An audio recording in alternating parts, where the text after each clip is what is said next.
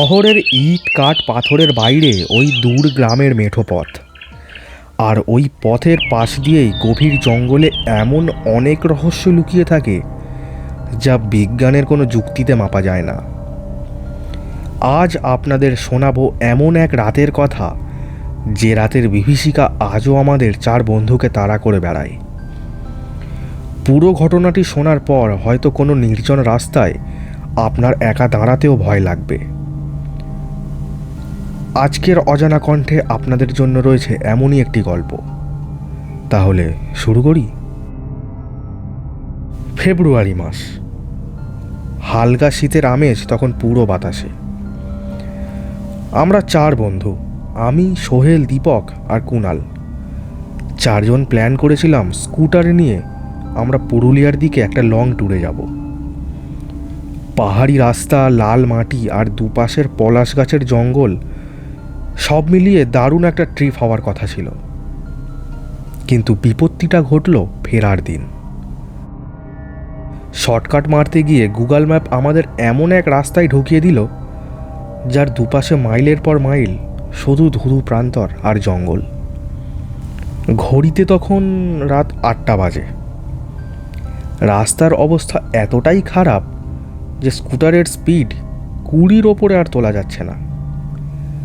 চারিদিক একেবারে নিস্তব্ধ, শুধু আমাদের দুটো স্কুটার আর তার ইঞ্জিনের আওয়াজ ছাড়া আর কিচ্ছু শোনা যাচ্ছে না। হঠাৎ সোহেল আর কুণালের স্কুটারটা একটা বিকট শব্দ করে থেমে গেল। আমরাও দাঁড়িয়ে পড়লাম। কী রে, কি হলো রে? আমি বাইক থেকে নেমে জিজ্ঞেস করলাম। কুণাল স্কুটার থেকে নেমে বিরক্তির সুরে বলল, ধুর, পেছনের টায়ারটা পুরো বসে গেছে মনে হয়, বুঝলি? মনে হচ্ছে বড় কিছু ফুটেছে। চারিদিক ঘুটঘুটে অন্ধকার, আশেপাশে কোনো গ্রামের চিহ্ন পর্যন্ত নেই। বাধ্য হয়ে আমরা স্কুটার ঠেলতে ঠেলতে এগোতে লাগলাম। প্রায় 1 কিলোমিটার আমরা হেঁটে চলে এসেছি। জঙ্গলের ভেতর দিয়ে একটা পুরনো ভাঙাচোরা লোহার গেট আমরা দেখতে পেলাম। গেটের গায়ে মরচে ধরা একটা বোর্ড ঝুলছে, তাতে আবছা করে লেখা দেখা যাচ্ছে কালীপুর ফরেস্ট ডাক বাংলো।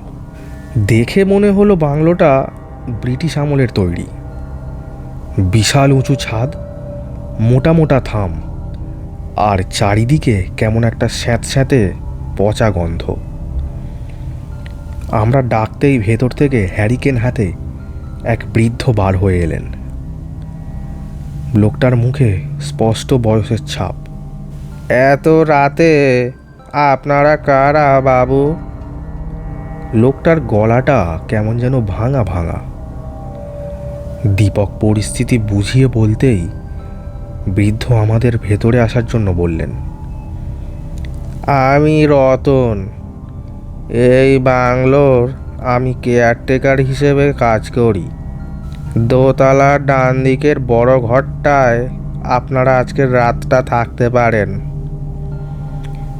তবে একটা কথা বাবু, ভুললে কিন্তু চলবে না। রতন হঠাৎ থেমে গেল। কি কথা? সোহেল জিজ্ঞেস করল। রতন তার ঘোলাটে চোখগুলো আমাদের দিকে স্থির করে ফিসফিস করে বলল, রাতের বেলা দোতলার বাঁদিকের ঘরটার দিকে কিন্তু যাবেন না। ওটা তালা দিয়ে বন্ধ করা আছে। আর যাই শুনুন না কেন, ঘর থেকে বেরোবেন না। ভুল করেও ঘর থেকে বেরোবেন না। কথাটা শুনে আমাদের চারজনের কেমন একটা যেন মনে হলো, কিন্তু এছাড়া তো কোনো উপায়ও নেই। অজানা জায়গায়, জঙ্গলের মধ্যে, ভাঙা খারাপ স্কুটি নিয়ে আমরা কোথায় বা যাব? থেকেই গেলাম। আমরা দোতলার ঘরে গিয়ে ফ্রেশ হলাম। 4টে পুরনো কাঠের খাট আর তার মাঝখানে একটা বড় টেবিল, এই নিয়েই একটা ঘর। রতন দাদু আমাদের জন্য কিছু রুটি আর তরকারি দিয়ে নিচে চলে গেল। আমরা খাওয়া দাওয়া করে ক্লান্ত শরীর নিয়ে খুব তাড়াতাড়ি ঘুমিয়ে পড়েছিলাম। রাত তখন হয়তো 1টা কি 1:30 হবে। আমরা চারজনই ঘুমে কাদা। হঠাৎ আমার ঘুমটা ভেঙে গেল একটা অদ্ভুত আওয়াজে। আওয়াজটা আসছে ঠিক বাঁদিকের সেই বন্ধ ঘরটা থেকে, যেটা রতন দাদু আমাদের খুলতে বারণ করেছিল। কেউ যেন ভারী কিছু দিয়ে মেঝেতে খুব জোরে জোরে আঘাত করছে।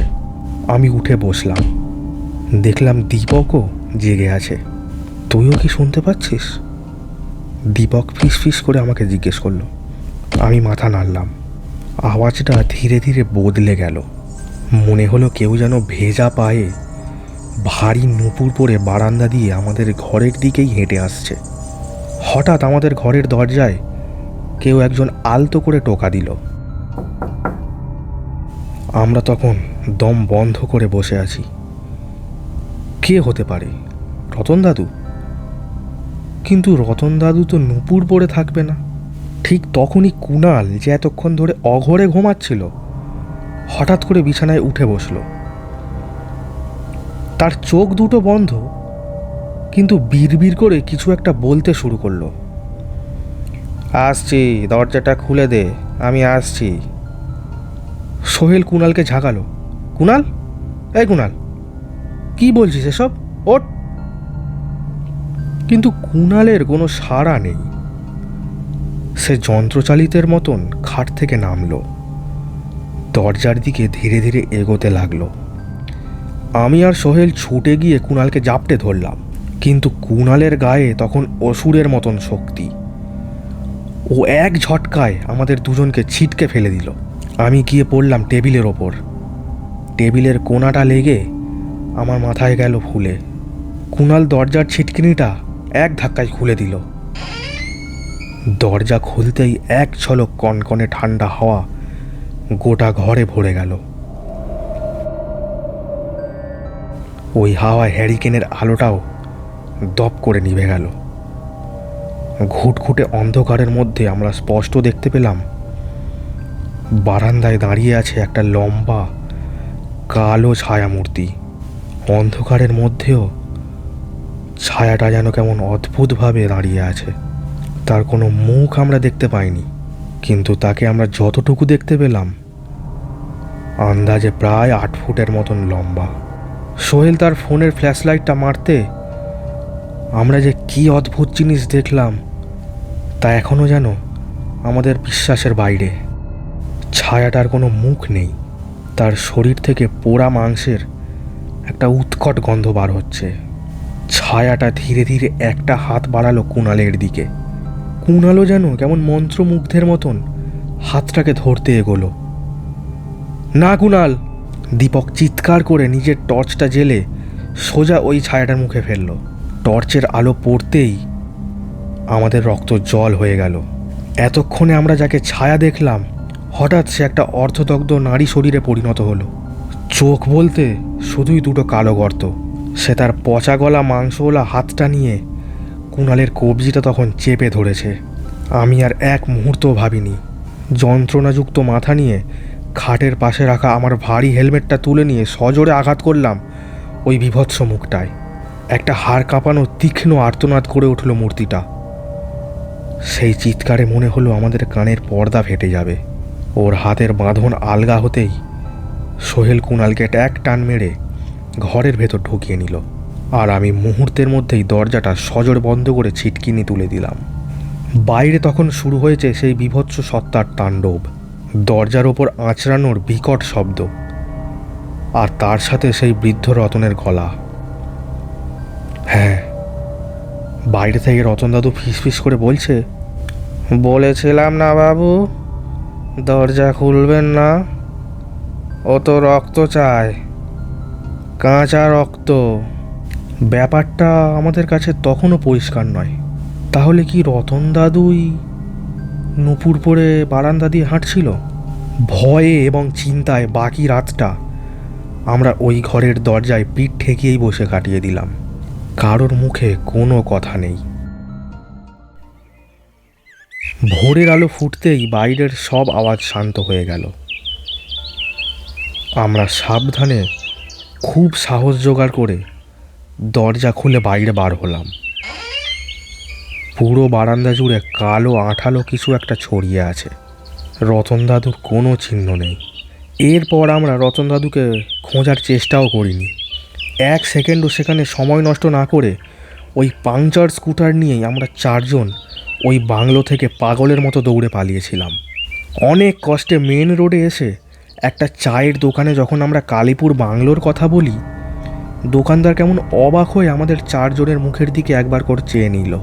কালীপুরে তো কোনো ডাক বাংলো নেই বাবু, ওটা তো একটা পুরনো শ্মশান।